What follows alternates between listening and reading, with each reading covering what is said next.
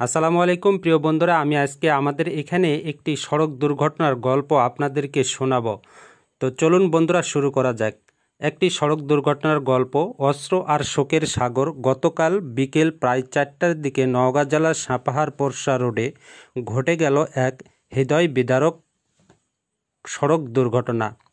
সাধারণ একটি বিকেল, মানুষজন যে যায় যার মতো কাজে ব্যস্ত, রাস্তা দিয়ে যানবাহন চলছে স্বাভাবিকভাবে। কিন্তু হঠাৎ করে ঘটে যায় এমন একটি ঘটনা যা মুহূর্তেই এলাকা জুড়ে নামিয়ে আনে শোকের ছায়া। একজন সাইকেল আরোহী তার মেয়ের জামাইয়ের বাড়িতে যাচ্ছিলেন। হয়তো মনে মনে ভেবে রেখেছিলেন সেখানে গিয়ে দেখা করবেন আপনজনদের সঙ্গে, খোঁজ নেবেন তাদের। কিন্তু ভাগ্য হয়তো ভিন্ন কিছু লিখে রেখেছিল। বিপরীত দিক থেকে আসা একটি কার্গো ভ্যানের সাথে সংঘর্ষে তিনি নিয়ন্ত্রণ হারান।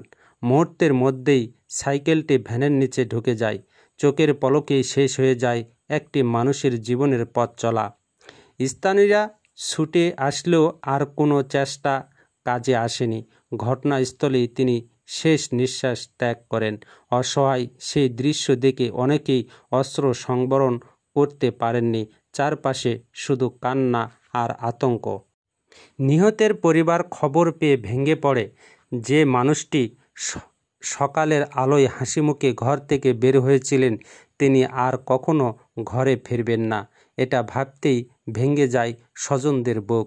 একটা দুর্ঘটনা মুহূর্তেই কেড়ে নিল একটি পরিবারের হাসি খুশি, কেড়ে নিল স্বপ্নগুলো। এই দুর্ঘটনা থেকে আমাদের শিক্ষা: প্রতিটি সড়ক দুর্ঘটনা শুধু একটি মৃত্যুই নয়, এটি একটি অমূল্য শিক্ষা। চালকের সামান্য অসতর্কতা বা বেপরোয়া গতি মুহূর্তেই কেড়ে নিতে পারে একটি জীবন। পথচারী ও সাইকেল আরোহীদের সতর্ক থাকতে হবে, কারণ বড় গাড়ির সাথে ছোট যানবাহনের সংঘর্ষের পরিণতি প্রায়ই হয় ভয়াবহ।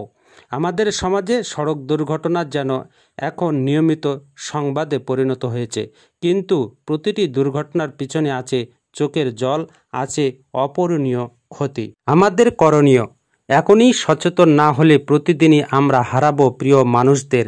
ট্রাফিক আইন মেনে চলা, গতি নিয়ন্ত্রণ করা, সাইকেল ও ছোট যানবাহনের জন্য আলাদা লেন নিশ্চিত করা অত্যন্ত জরুরি।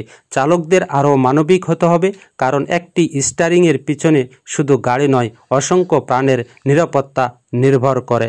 তো প্রিয় বন্ধুরা, এই গল্পের উপসংহার: এই দুর্ঘটনা আমাদের মনে করিয়ে দেয় প্রতিটি জীবন অমূল্য।